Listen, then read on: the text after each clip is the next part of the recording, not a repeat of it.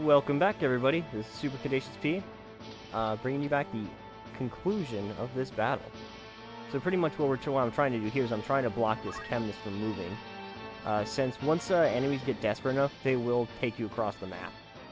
And they're not afraid to. So you might want to keep a guy next to all your enemies. Make sure they don't give you the slip.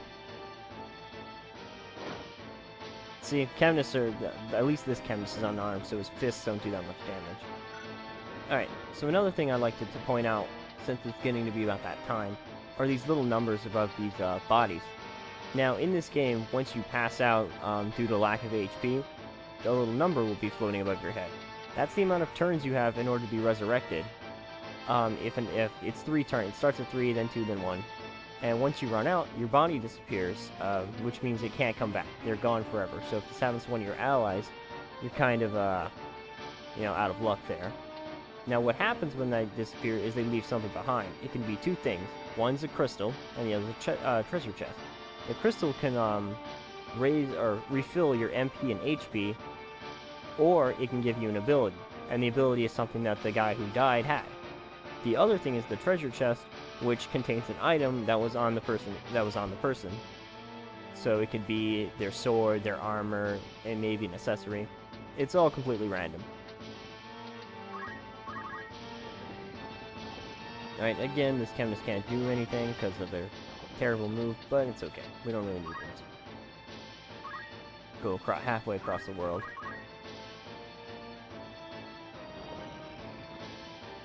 Delita will probably chuck a rock at the guy. And that's good enough.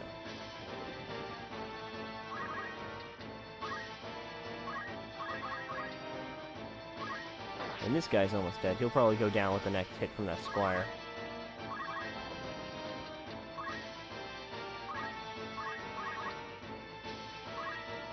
Chemist is still alive.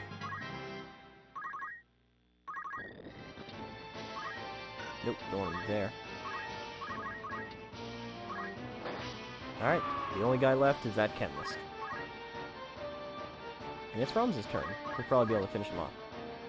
Now, if you wanted to, you can wait till that, since it's 0, the next turn he'll dissolve into either a crystal or a treasure box.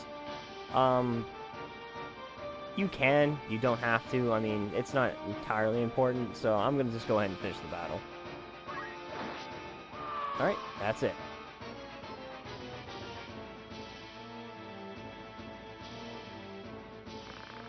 Why do you continue committing acts like robbery? You wouldn't have died this way if you'd led an honest life.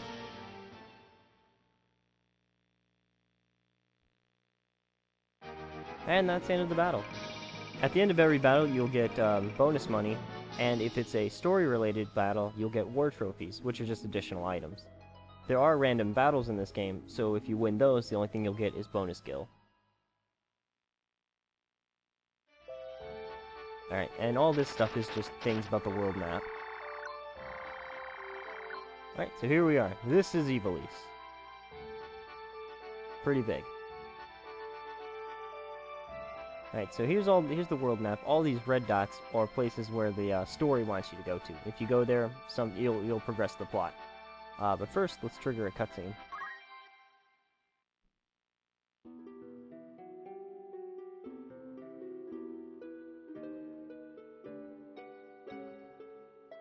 Having attained the highest rank of Heavenly Knight,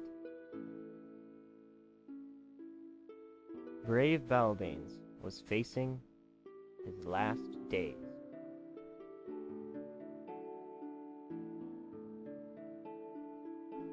The end of the 50-year war, the Ivalice residence.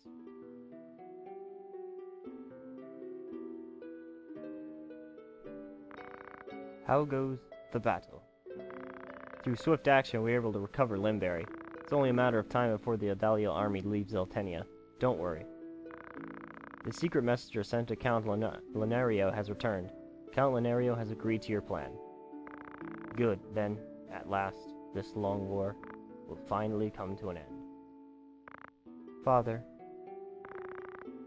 don't cry, my daughter. Where is Ramza, just when we need him most? Daiser Dog, Zaldag, my beloved sons, Take care of Ramza. He may be your half-brother, but he is my own flesh. Father! Lower your voice. I'm glad you came. Let me look at you. Father, it has been a long time. You've become a fine man. You start at the academy in spring, don't you? Listen, Ramza. A Bealuve have served the royal family for generations. The warrior spirit is in us. Never shame your name. Never tolerate injustice. Living true to your heart is the warrior's way. The Bealuve way. I understand, Father. Delete is a good boy. He should serve you well. I've asked the dean to accept him into the academy. It shocked the dean a bit. He will serve you well. Treat him well. Yes, Father. Take good care of Alma. Become a fine knight, Ramza.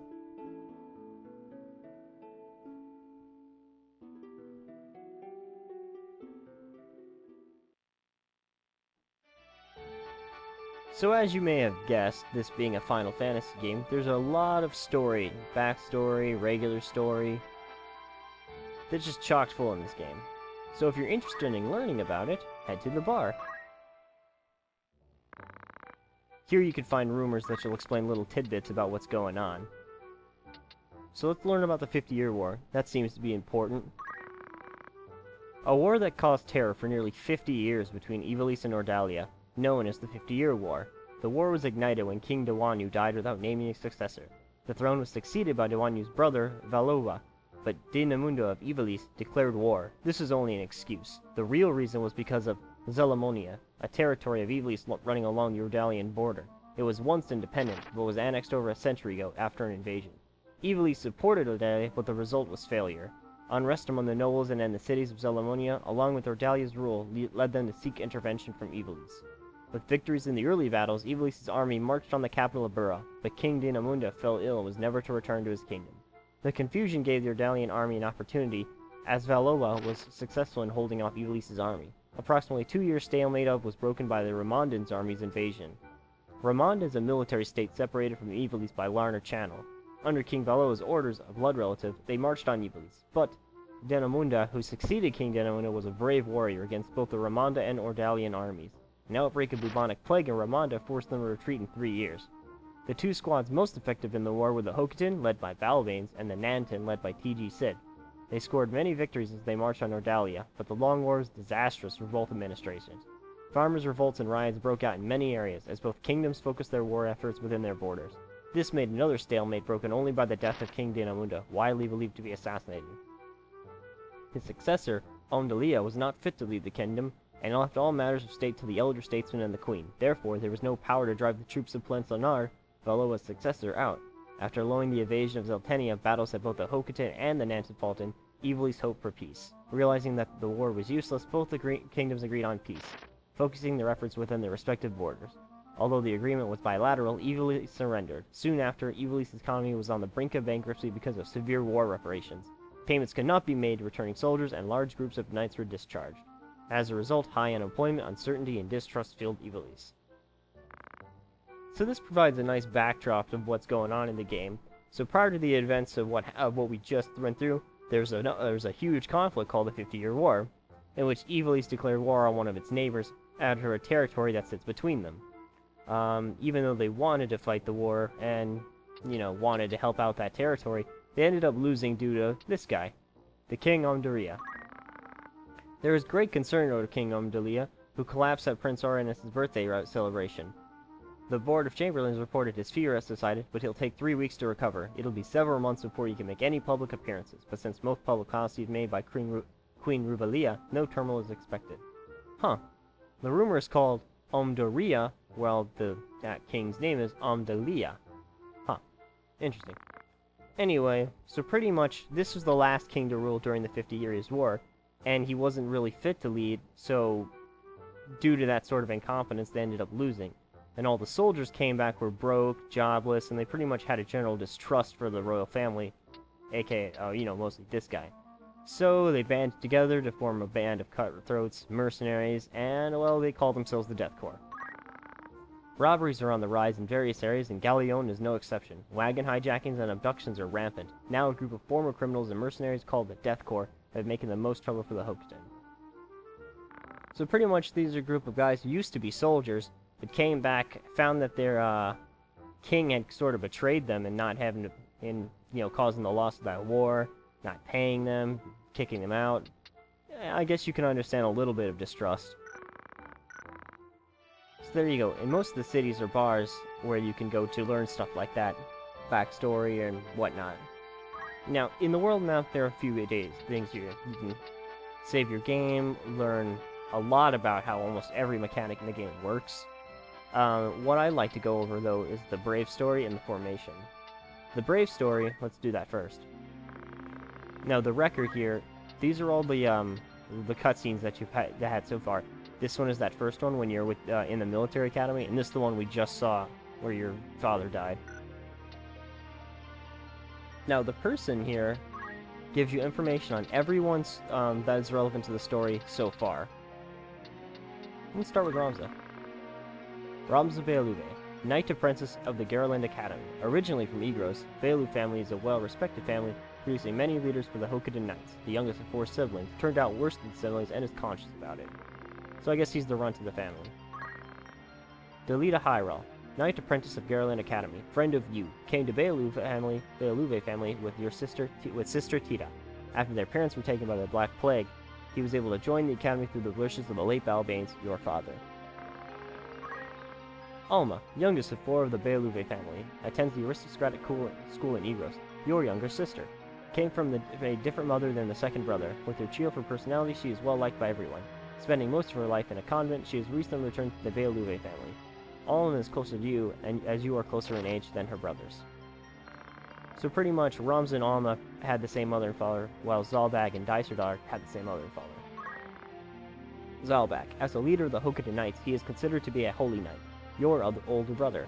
With many victories in the 5th Year War, he has been praised by King Dinamunda as a savior of Ivalice and Galleon.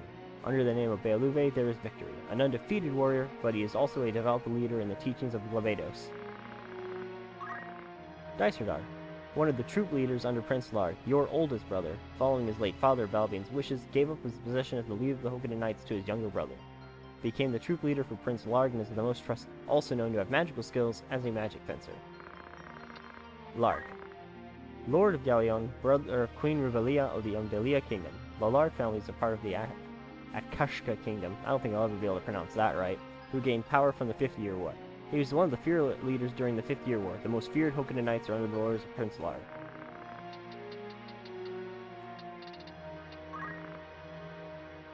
Lord of Zeltania, as with the Lard family, the Goltana family is part of the Dinamunda Kingdom since the 5th Year War, also known as the Duke of the Black Lions from his family class, taken from the double-headed crest of the kingdom. One of the leaders during the 5th Year War, he is under the Enantan Knights, rivals of the Hokuton Knights. So pretty much they give a little backstories on everyone. And as you can remember, Goltana was the guy in the very, very beginning who was trying to capture the princess. Let's see, Ornus is the son of the king. Rivalia is his wife. Umdaria is the king himself. Elmdor, that's the guy who's traveling with Lard once we found out that thieves were sneaking into Garland. Tita is Delita's sister. And Balbanes is your father. The last guy is Alizlan, the narrator of this story. Oh, and as you read about some people's bios, you'll actually unlock other ones ones you haven't seen before. This one is a Jorah. Born around 12 centuries ago in Vervinia of Leslia, raised in Melodus, spoke of the arrival of a kingdom of the higher source as feelings of antipathy grew from Father Farah, executed as a traitor by the Holy Emperor of Eudora. Soon after, the capital of the Church of Farah became submerged under sea by an extraordinary natural phenomenon. Those disciples of Ajorva believed this was his miracle, and these stories spread, and the Galbado Church became what it is today. Alright, so that's about it for this episode. Try to get a little more story in to put some context as to why we're fighting and what we'll be fighting for. So next episode, I think we're going to go over the formation menu, which is where you spend the majority of your time when you're not in battle. Alright, so looking forward to that. This is Super Caduceus P, signing out.